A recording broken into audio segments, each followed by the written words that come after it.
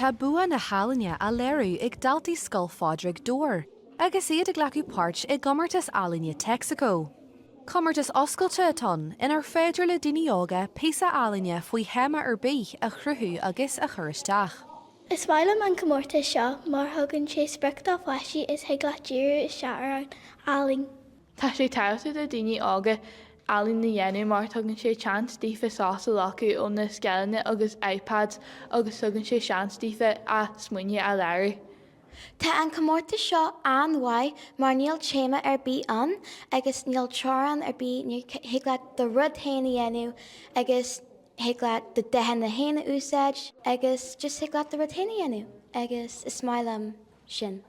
Sé seo an dara bliain is 7 den Comórtas seo, agus is sé an spric atá ag lucht agrithe an Comórtas, ná taú le daoine óga agus iad is sppragu le healaí na dhéanú.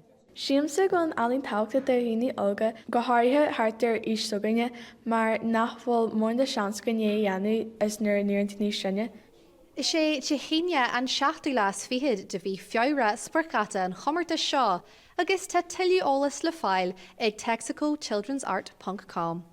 Kathryn ní bhuiil an Nuacht Cúla4 dóir.